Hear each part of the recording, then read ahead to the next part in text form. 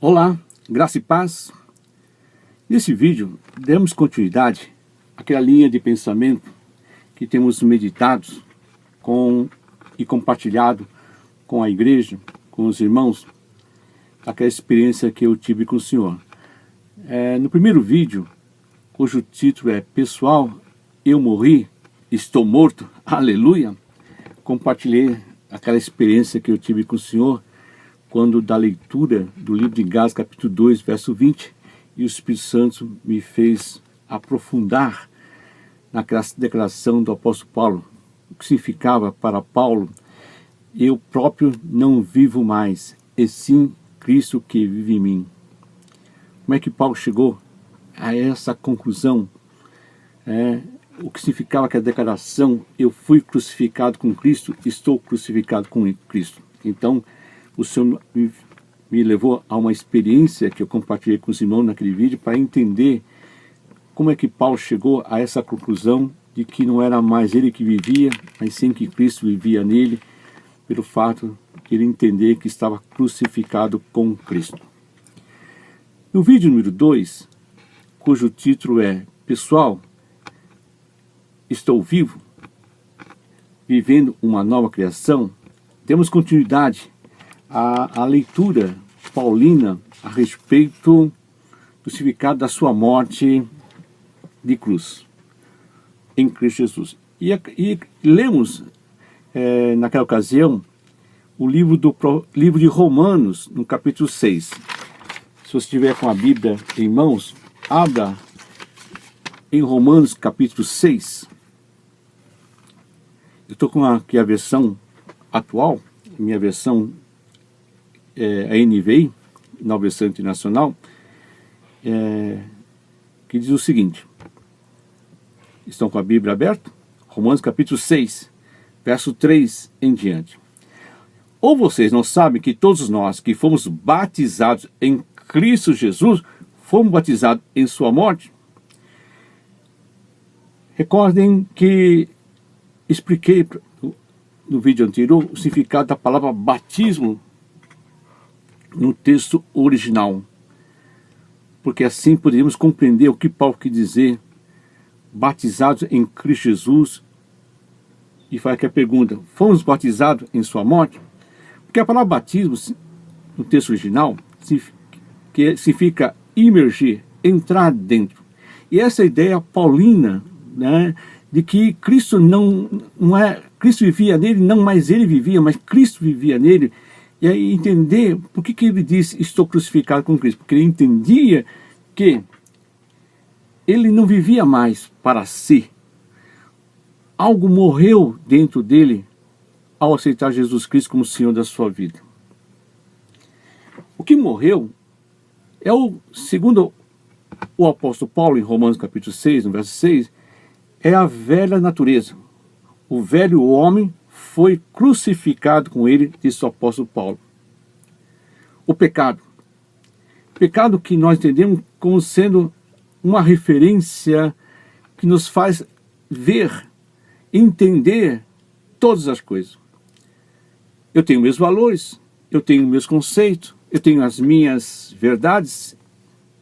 E quando ouço alguma coisa, eu vou usar para aceitar aquela palavra ou recusar aquela palavra uma referência, que sou eu mesmo. Então o pecado, segundo a Bíblia, é essa referência que nós temos em nós mesmos. Então quando Paulo diz eu fui crucificado em Cristo, o que está dizendo assim? Que ele entregou a Cristo o velho homem, a referência. Ele não tinha mais a referência dele. Ele passou a ter a referência em Cristo Jesus. Por isso que diz, não vivo mais eu, mas Cristo é quem vive em mim. Então ele passa a viver em Cristo. A ideia do apóstolo Paulo nos seus escritos é de uma unidade, de uma união. E aí que eu comecei a entender que nós muitas vezes deixamos de pregar essa unidade de Cristo e o homem. Em todas as cartas paulinas, você vai encontrar essa referência. Cristo em nós. Veja uma passagem aqui em Colossenses, no capítulo 1,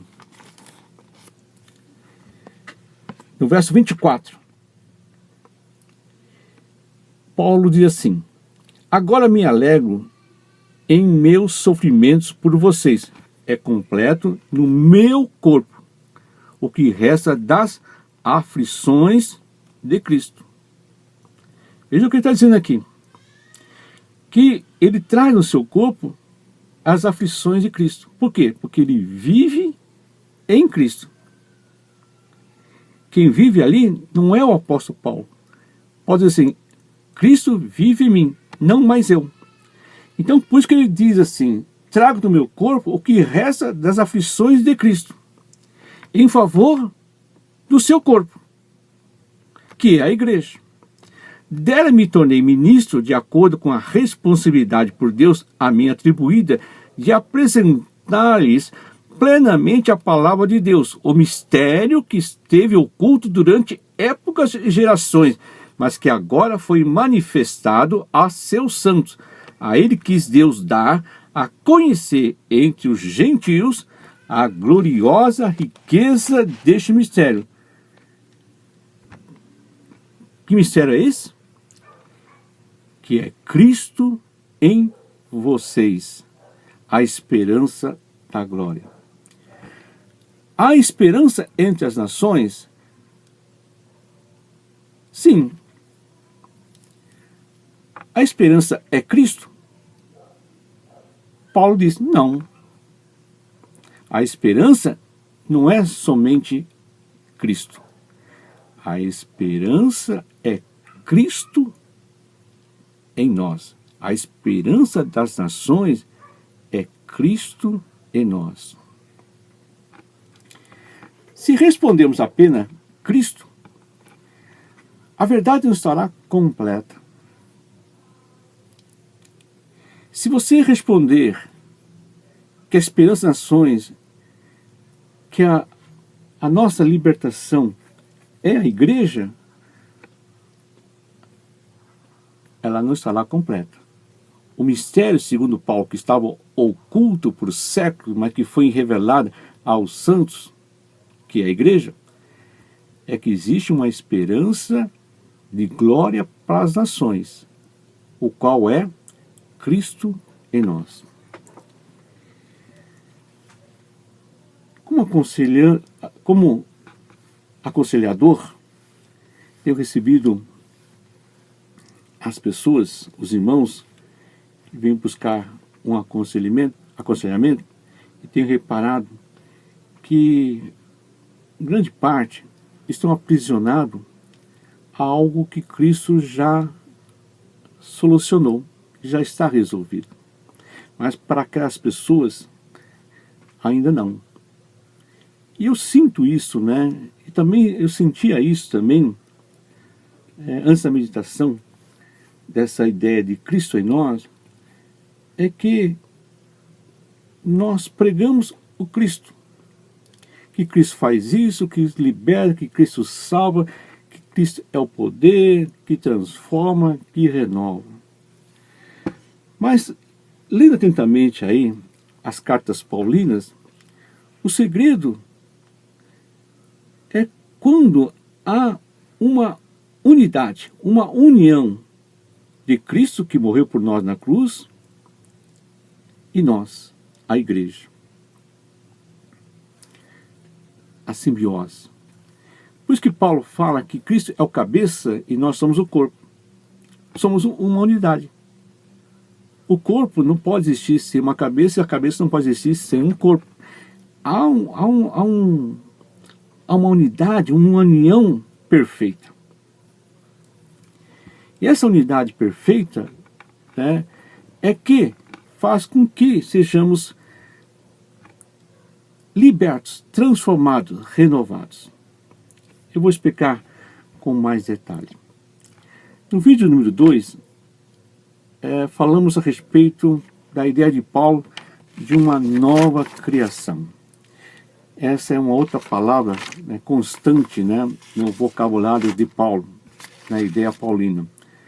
Um exemplo, lá em 2 Coríntios, no capítulo 5, no verso 17 e o verso 18, Paulo diz o seguinte: se alguém está em Cristo, é nova criação. As coisas antigas já passaram. Que coisa antiga? O pecado, a velha natureza que Cristo levou sobre si na cruz. E a partir daí vão surgir coisas novas. Que Paulo diz, tudo isso provém de Deus. E quando nós estamos lendo ali Romanos capítulo 6, no verso 3 em diante, Paulo diz assim: fomos sepultados com ele na morte por meio do batismo. Isto é, assim como Cristo morreu, nós também morremos com ele e fomos sepultados com ele. E Paulo continua dizendo assim: assim como Cristo foi ressuscitado dos mortos, certamente o seremos também na semelhança da sua ressurreição. Então Paulo está dizendo assim, assim como Cristo foi ressuscitado, Romanos capítulo 11 diz que foi pela ação do Espírito Santo. O mesmo Espírito que ressuscitou a Jesus Cristo é o mesmo Espírito que nos ressuscita em novidade de vida. E essa ideia da nova vida, da nova criação, o Espírito Santo me levou a ler o livro de Gênesis, o capítulo 2, quando narra a criação do homem à imagem e semelhança de Deus. Lá diz o seguinte, que Deus fez um corpo de barro, e soprou nas narinas desse corpo de barro o seu espírito, o fôlego de vida, e o homem se tornou alma vivente. Quando eu fazia essa leitura, no mesmo instante, veio à minha memória um outro versículo, uma outra passagem contida nos Evangelhos, quando Jesus, já ressuscitado, ele entra no recinto onde estavam reunidos os discípulos, e ao chegar no meio deles, ele diz a seguinte palavra: paz seja convosco. E soprou, diz a palavra do Senhor, diz o versículo, o seu Espírito Santo sobre os discípulos. A pergunta que surgiu no coração é: onde observamos Deus soprando o seu Espírito sobre os homens? Gênesis capítulo 2, na criação do homem e da mulher. Isso me fez compreender que quando aceitei Jesus Cristo, a Bíblia diz que o Espírito Santo passa a habitar em mim, isto é, eu recebo o sopro do Espírito Santo que faz com que esse corpo que estava morto ressuscite em novidade de vida. A ideia que eu tive é como se nós fôssemos conduzidos novamente à origem da criação, ao Jardim do Éden. Não o Jardim do Éden de Adão e Eva. O Novo Testamento fala que estamos no reino de Deus, fala do reino de Deus. Então o novo Jardim de Deus é o reino de Deus, onde não habita apenas um casal, mas habita milhões de pessoas que ouviram a palavra das boas novas, confessaram os seus pecados e aceitaram Jesus como Senhor da sua vida, passam a habitar no reino de Deus. O reino de Deus não é algo futurístico, é algo real. A Bíblia não fala do reino no céu, fala reino do céu, como se algo fosse presente aqui, neste momento, aqui e agora. Nós fazemos parte desse reino, segundo o linguajar paulino, em Cristo. Esse é o grande mistério, segundo Paulo, revelado à igreja, que está no livro de Colossenses, que acabamos de ler aqui.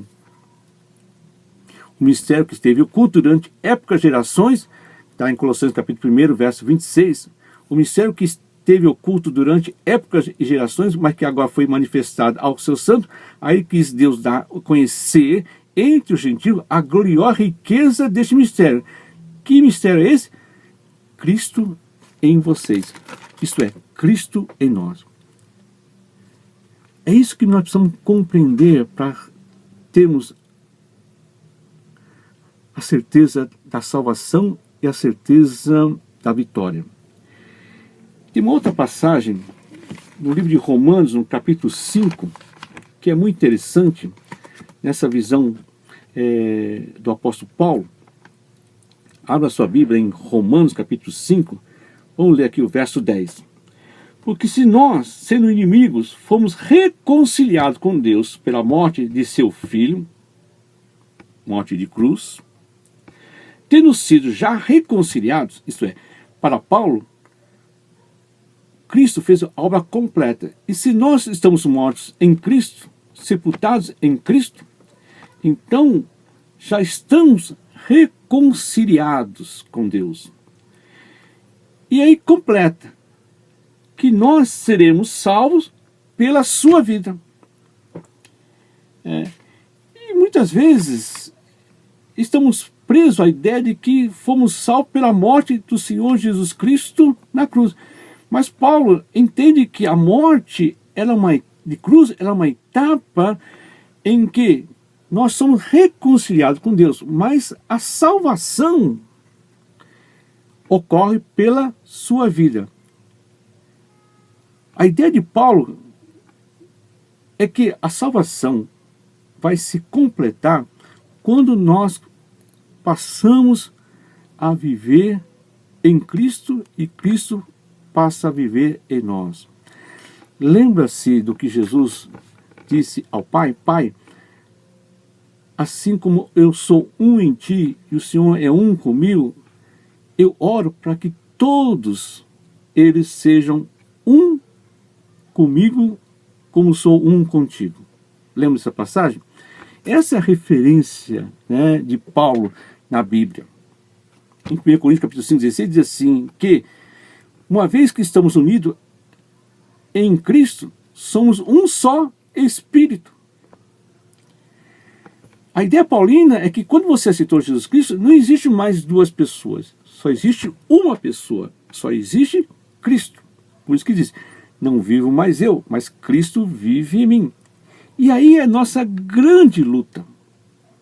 Nossa batalha, chamada batalha espiritual. Porque Paulo também diz que o último inimigo a ser vencido é a morte.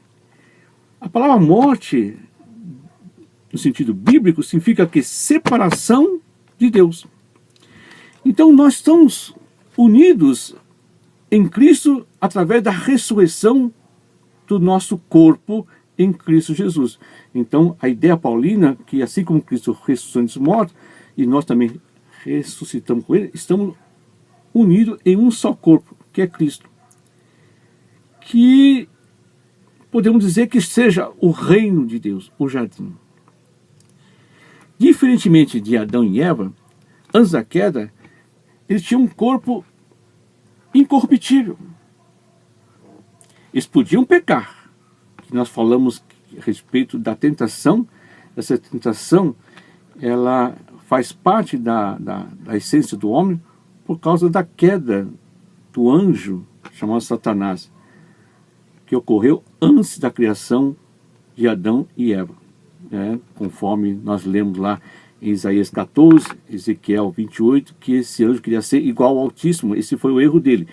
E falamos que Satanás errou apenas uma vez, querendo ser igual a Deus, igual ao Altíssimo, que é, segundo o entendimento paulino, a segunda pessoa da Trindade.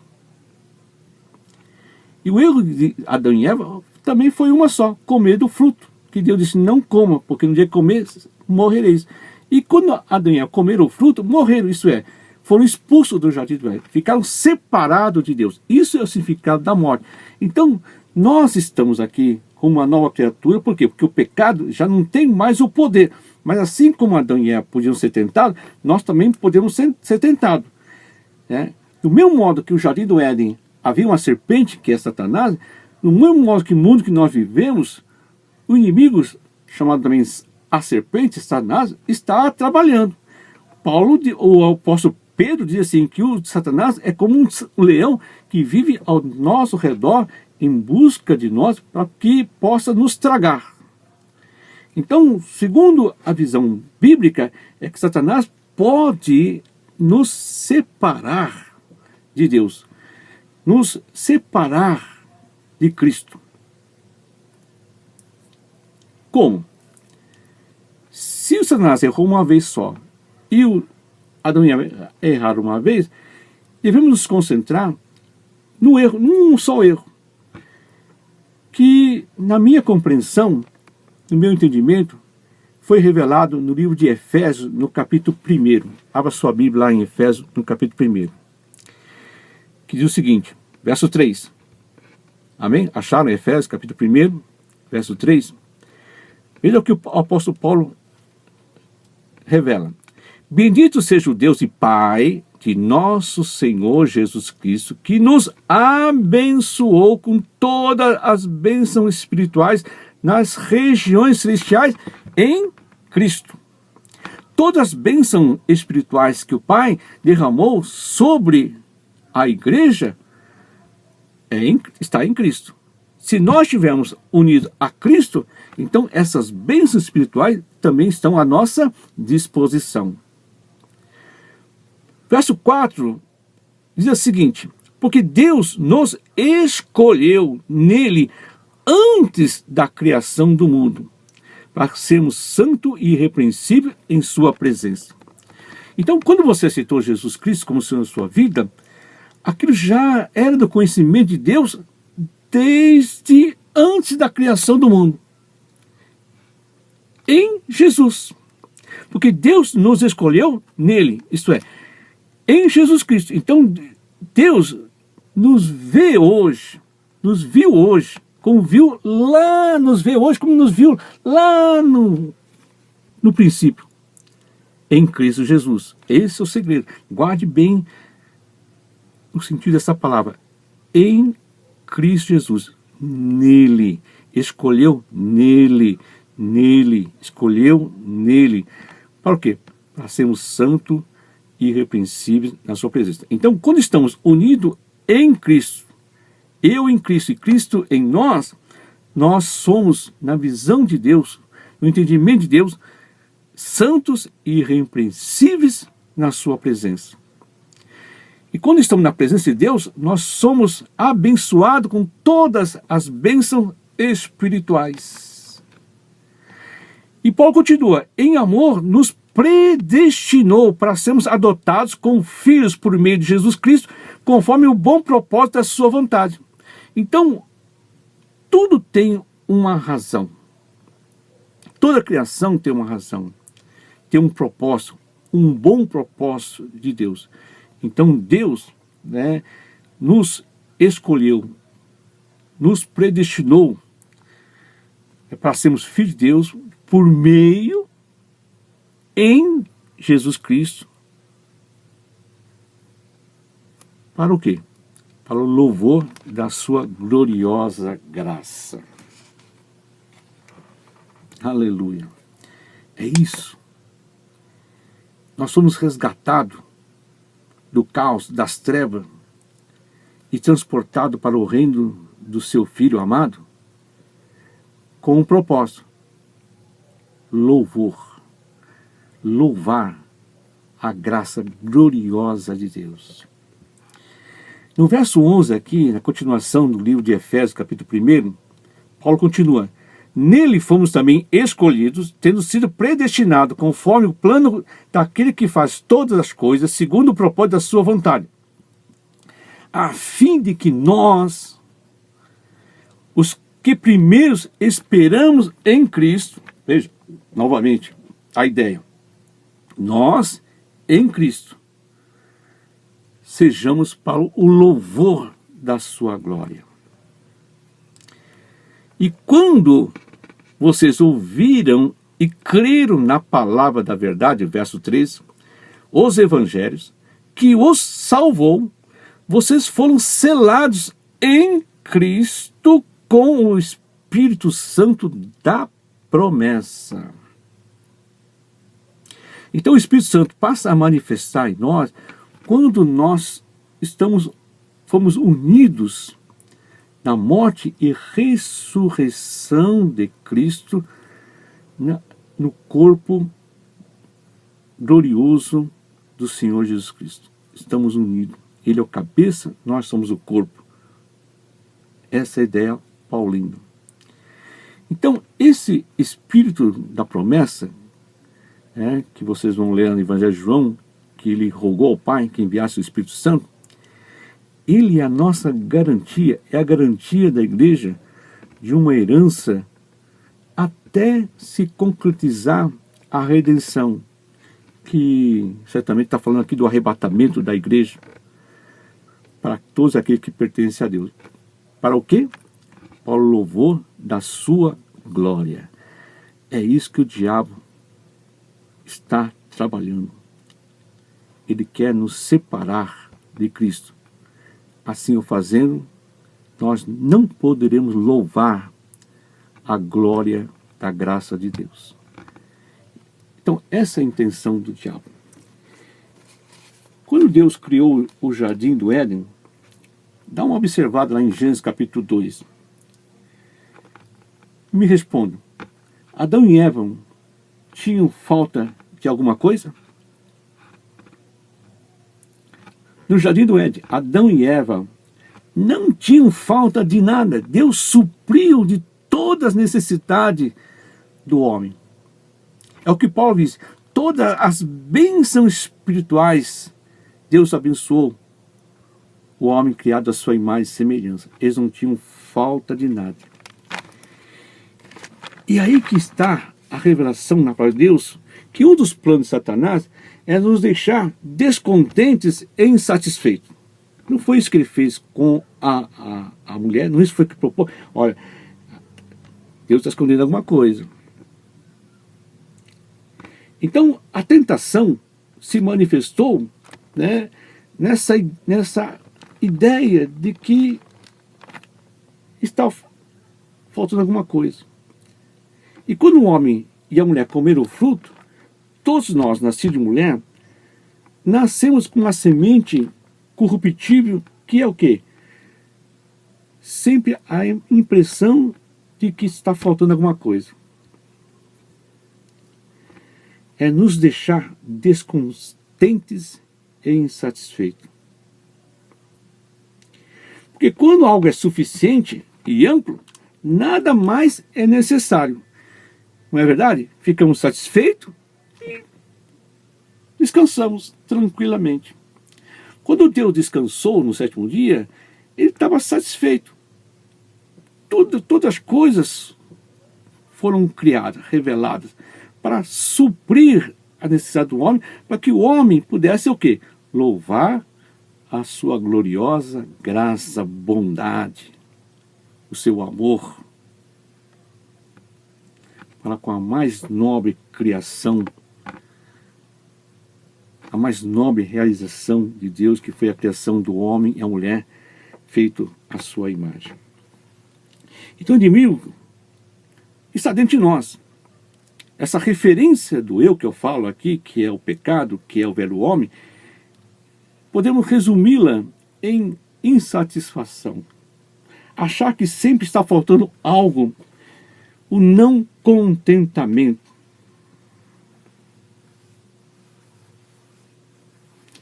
É aí que o diabo trabalha. Vemos na Bíblia aqui, fala histórias bíblicas, todos os homens de Deus têm alguma experiência, né, de que o erro foi quando se sentiam que Deus não parecia ser completamente suficiente. Há uma passagem aqui muito interessante em 2 Samuel, capítulo 12, do verso 7 a 10. 2 Samuel, capítulo 12, fala do pecado de Davi com Batseba. E no verso 7 aqui, de 2 Samuel, capítulo 12, foi quando o profeta Natã aponta o dedo a Davi, dizendo, você é este homem. Você conhece a história, né? Se você não conhece a história, leia aí os versículos anteriores, né, para entender o que o profeta Natan quis dizer, você é este homem. O que me chamou a atenção aqui, veja só, o que foi que o profeta Natan falou para Davi, condenando Davi pelo ato de Batseba. Veja o que ele diz aqui. Verso 7. Você é este homem, disse Natan a Davi, e continuou, assim diz o Senhor, o Deus de Israel, eu o ungi rei de Israel e o livrei das mãos de Saul. Dei-lhe a casa e as mulheres do seu senhor, dei-lhe a nação de Israel e Judá. Então, Natan diz assim, Deus está te abençoando, Deus está te dando tudo, para que você possa usufruir a sua vida. E veja só, continuando, e se tudo isso não fosse suficiente, eu, Senhor, lhe teria dado mais ainda. Oh, gloriosa revelação da palavra de Deus. Davi, se você está sentindo falta de alguma coisa, se aquilo que você tem não é o suficiente, o Senhor está dizendo assim, Davi, se tudo isso não fosse suficiente, eu lhe daria dado mais ainda. Porque você desprezou a palavra do Senhor, fazendo o que ele reprova? Você matou Urias, o hitita, com a espada dos amonitas e ficou com a mulher dele? Pronto. Aí, né, foi o erro de Davi. Ele cobiçou a mulher casada. Tinha um marido, Urias.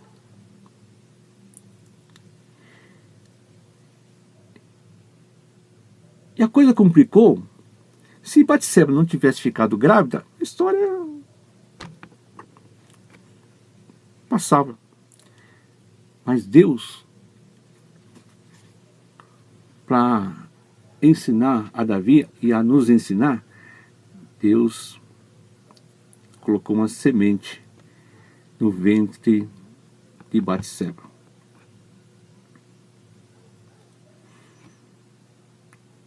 Tudo aquilo que julgamos não suficiente, que não satisfaça a nós, que nos contenta, sempre haverá uma semente plantada nos nossos desejos, que nos levará a uma confrontação com Deus.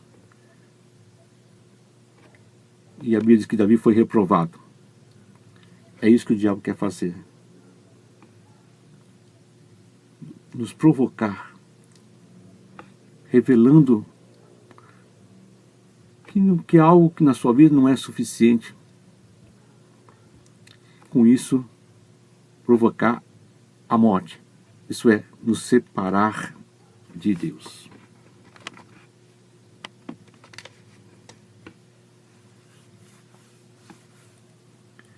É isso que o diabo faz. É esse o inimigo que precisamos estar vigilante, vigiando. Esse desejo em nós. Deus diz, tudo que você precisa, Deus vai te abençoar. Com todas as bênçãos espirituais já derramou sobre você. Tudo está aí. Suprido por Deus para que você viva uma vida de satisfação e contentamento. Mas se brotar no seu coração desejo por uma coisa, se você não está satisfeito com aquilo que você tem, satisfeito com aquele modo que você está vivendo, e se você desejar mais alguma coisa, Deus podia te dar, mas o caminho é que é perigoso. Poderá levar você a separar-se de Deus. Então, quando estamos satisfeitos, louvamos a Deus, glorificamos a gloriosa graça de Deus. Louvamos a bondade, o amor de Deus.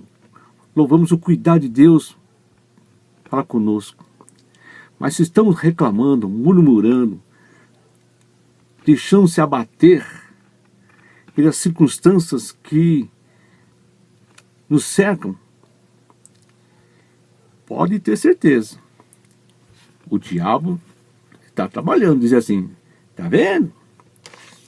Cadê Deus? Por que Deus está permitindo isso? Por que Deus não faz isso? Por que Deus faz aquilo? E nós vamos caindo, né, nos laços do diabo.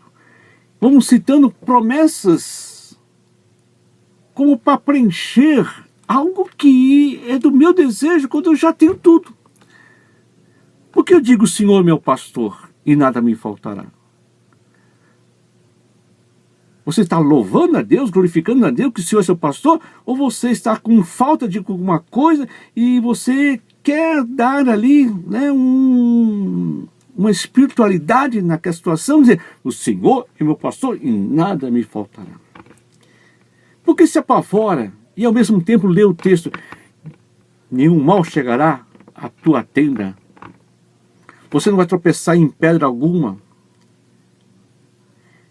Observe, quando você tropeça, é que você diz, não, por que eu tropecei? Por que eu estou tropeçando? Por que as coisas não acontecem? É sinal de que o diabo está rugindo com mentiras para separar você de Cristo. Que em Cristo Jesus o Senhor já derramou todas as bênçãos espirituais. Isto é, tudo aquilo que nós precisamos para essa caminhada até completar a obra que eu creio que seja o arrebatamento, quando nós estaremos eternamente reinando com Deus, quando entrarmos no reino do Senhor, e ali glorificaremos o quê? Ao eu? A tu que... Será que não vamos ficar glorificando? Ah, Deus me deu isso, me deu aquilo, vamos testemunhar? Nós vamos testemunhar nada daquilo. Vamos testemunhar do amor de Deus, da glória, da misericórdia de Deus, da longanimidade de Deus. É isso que nós vamos louvar lá. Não daquilo que me deu, daquilo que deixou de dar. Cuidado, irmãos. O diabo está ao seu redor, procurando o quê? Matá-lo. O último inimigo a ser vencido é a morte. Não podemos permitir que isso ocorra. E só há uma maneira. Não é apenas a Cristo. Não é a igreja. Segundo o apóstolo Paulo, é Cristo em nós e nós em Cristo. Aquele que se une ao Senhor é um Espírito só. Não tem duas referências. É uma referência só. E essa referência, ela é real, completa, definitiva. Já é nossa, já é da igreja. Tome posse das revelações do apóstolo Paulo em suas cartas. Medite lá. Quando for ler as cartas paulinas, coloque lá, grife lá, em nós, Cristo em nós, Cristo em nós, Cristo em nós, eu em Cristo, Cristo em nós. Nele, que vocês vão começar a entender que tudo aquilo tem um propósito. Segundo Paulo louvou da gloriosa graça de Deus. Amém? Nós vamos dar mais, não vou dizer aqui explicações, né? Mas vamos continuar ainda trocando aqui, não seria figurinhas, né? Não sei se posso dizer figurinhas, né? Mas vamos compartilhando aqui as revelações de Deus para que nós possamos aí ajudar uns aos outros, né? Possamos crescer na graça de Deus. Amém? Então, fique com essa reflexão desse vídeo e no próximo vamos dar aí continuidade aí a essa linha de pensamento para louvor da gloriosa graça de Deus. Amém, irmão? Nossas orações da sua vida. Logo, logo estaremos na igreja. Enquanto isso, pode ter certeza que nós estamos orando por vocês, intercedendo por vocês, para que todos estejam aí na graça e proteção do Senhor Jesus Cristo. Vão na paz. Deus abençoe. Amém.